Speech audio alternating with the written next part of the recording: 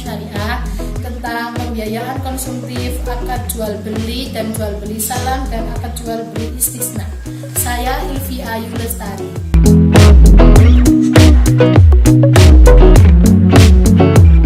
Saya Widya Aprilia Ningsih.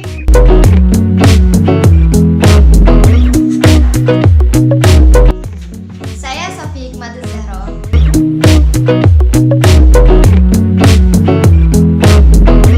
Berikut presentasi dari kelompok kami.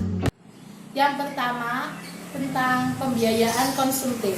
Pembiayaan konsumtif adalah jenis pembiayaan yang diberikan untuk tujuan di luar usaha dan umumnya bersifat perorangan. Fungsi pembiayaan konsumtif sendiri untuk memenuhi kebutuhan konsumsi dan akan habis dipakai pada umumnya berupa uang. Kebutuhan konsumsi dibagi menjadi dua, ada kebutuhan primer dan kebutuhan sekunder. Kebutuhan primer yaitu kebutuhan pokok atau dasar, contohnya seperti minuman, pakaian, pendidikan, makanan, dan lain-lain. Kemudian kebutuhan sekunder adalah kebutuhan tambahan yang lebih mewah dari kebutuhan primer, contohnya seperti perhiasan, rumah, kendaraan, dan lain-lain. Menurut jenis akad dalam produk pembiayaan syariah, pembiayaan konsumtif dibagi menjadi 5. Yang pertama, pembiayaan konsumen akad mudharabah. Yang kedua, pembiayaan konsumen akad IMBT. Yang ketiga, pembiayaan konsumen akad ijarah. Yang keempat, pembiayaan konsumen akad istisna.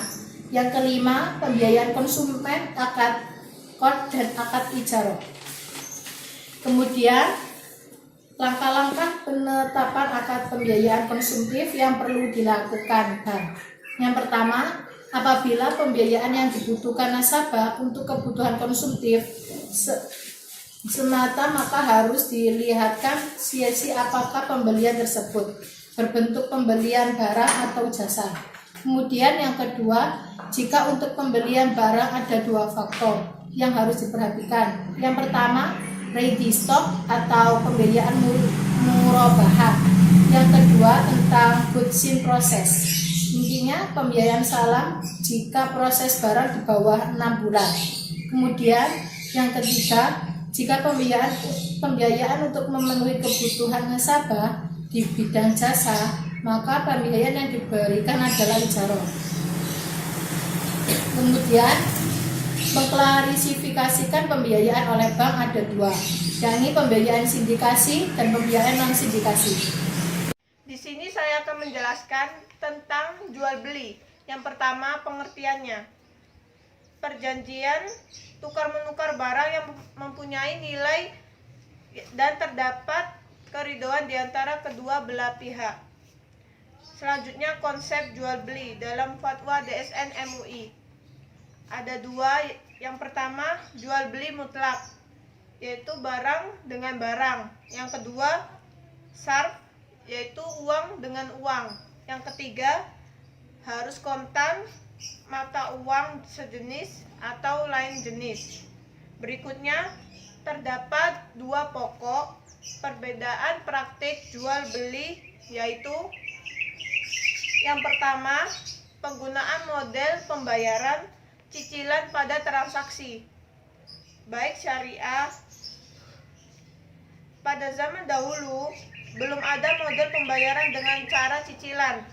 Dalam pemikiran ulama lebih dalam nas. Yang kedua, prosedur jual beli melalui lembaga keuangan syariah. Pemikiran ulama zaman dulu belum menyentuh lembaga keuangan di mana lembaga tersebut berfungsi sebagai intermediasi keuangan atau pembayaran. Selanjutnya, model penentuan harga dalam pembiayaan syariah. Yang pertama, markup pricing. Yang kedua, target return pricing. Yang ketiga, value pricing. Yang terakhir, yang keempat, yaitu going rate pricing. Selanjutnya, bank konvensional. Denda terhadap jual beli kredit dikenakan pada orang yang telah membayar yang melewati batas tempo waktu yang telah ditentukan denda tersebut masuk ke keuntungan. Selanjutnya, bank syariah, denda atau at-tahwid. Pada jual beli akad murabahah, denda masuk menjadi dana sosial atau sodako untuk menghindari riba dari dolim. Dasar hukum terbagi menjadi 3. Yang pertama Al-Quran, yang kedua Al-Hadis, yang ketiga landasan ijma. Al-Quran terbagi menjadi 3 surat. Yang pertama surat Al-Baqarah ayat 275, yang kedua surat Al-Baqarah ayat 282, dan yang ketiga surat An-Nisa ayat 29. Al-Hadis terdiri dari 1 riwayat saja, yaitu hadis riwayat Bazzar. Selanjutnya landasan ijma. Para ulama bersepakat bahwa diperbolehkannya transaksi jual beli karena manusia tidak akan mampu mencukupi dirinya sendiri tanpa bantuan orang lain. Selanjutnya rukun dan syarat jual beli terbagi menjadi 3. Yang pertama penjual dan pembeli berakal, balik, dan rus. Yang kedua objek jual beli, barang yang diperjualbelikan. Syarat-syaratnya, yang pertama barang ada ketiga transaksi tersebut atau akad. Yang kedua barang dapat dimanfaatkan atau bermanfaat. Dan yang terakhir barang itu telah dimiliki. Yang ketiga harga atau uang. Syaratnya, yang pertama harga yang disepakati kedua pihak harus jelas nominalnya. Dan yang kedua, harga boleh diserahkan ketika akad. Yang terakhir, jika jual beli dengan cara barter dan barangnya sejenis, maka nilai harga, kuantitas dan kualitas harus sama. Jika barangnya tidak sejenis, maka nilai barang, kuantitas dan kualitas boleh beda, tapi penyerahannya ketika akan berlangsung atau tunai. Selanjutnya yang terakhir 4, ijab qabul. Syaratnya, yang pertama diungkapkan secara jelas. Yang kedua, ijab qabul dilakukan dalam satu majelis. Dan yang terakhir, ungkapan ijab qabul boleh dilakukan dengan cara tertulis, lisan, isyarat, atau dengan sikap yang menunjukkan adanya ijab qabul. Di sini saya akan menjelaskan tentang jual beli salam dan jual beli istisna.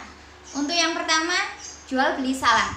Pengertian dari jual beli salam sendiri adalah menjual suatu barang yang ciri-cirinya jelas dengan pembayaran modal lebih awal, sedangkan barangnya diserahkan di kemudian hari atau pada waktu yang telah ditentukan. Syarat-syarat dari jual beli salam. Yang pertama, pihak yang terlibat telah menetapkan sifat-sifat barang yang ditransaksikan. Yang kedua, benda-benda yang ditransaksikan memiliki harga jual yang berbeda. Yang ketiga, mengetahui ukuran benda yang diakadkan melalui timbangan atau bilangan. Yang keempat, waktu penyerahan barang harus disepakati dan ditentukan. Yang kelima, barang harus dihadirkan pada tempat yang telah disepakati. Yang keenam, benda yang telah diakad harus dihadirkan pada majelis akad. Dasar hukum jual beli salam, yaitu Al-Quran yang terdapat pada Quran Surat Al-Baqarah ayat 282 dan Al-Hadis yang terdapat pada hadis riwayat Ibnu Majah. Rukun dari jual beli salam yang pertama, ada penjual dan pembeli atau muslam ilaih, ada uang, ada barang atau an-nuqud. Yang ketiga, serah terima atau ijab qabul. Jual beli dengan akad salam ini diperbolehkan. Tak lain tujuannya adalah untuk memperoleh kemudahan dalam menjalankan bisnis karena barangnya bisa dikirim belakangan. Jika terdapat penipuan dalam jual beli ini, maka nasabah atau pengusaha mempunyai hak khiyar yang mana boleh membatalkan atau meneruskan transaksinya dengan kompensasi seperti mengurangi harganya. Skema pelaksanaan jual beli salam dengan bermitra melalui bank syariah sebagai berikut. Selanjutnya yaitu jual beli istisna. Pengertian dari jual beli istisna yaitu jual beli barang pesanan dengan spesifikasi dan pembayaran tertentu, yang mana barang yang dipesan belum diproduksi atau belum ada di pasaran. Pembayaran dapat dilakukan secara kontan atau cicilan, tergantung kesepakatan kedua belah pihak. Syarat-syarat jual beli istisna yang pertama, berakal. Yang kedua, ridho antara kedua belah pihak. Yang ketiga, kesanggupan produsen dalam membuat barang tersebut. Untuk yang keempat, objek jual beli mempunyai kriteria yang jelas, seperti jenis, ukuran, mutu, dan jumlahnya. Yang kelima, barang tersebut bukan kategori dilarang syarak atau menimbulkan kemadorotan. Untuk rukun-rukun jual beli istisna yaitu: yang pertama, adanya produsen atau soni yang menyediakan bahan bakunya. Yang kedua, ada pemesan atau pembeli yang disebut mustasni. Yang ketiga, jasa yang dipesan atau masnu. Yang keempat, harga atau saman. Yang kelima, serah terima atau ijab kabul. Jual beli istisna dapat dilakukan dengan cara membuat kontrak baru dengan pihak lain.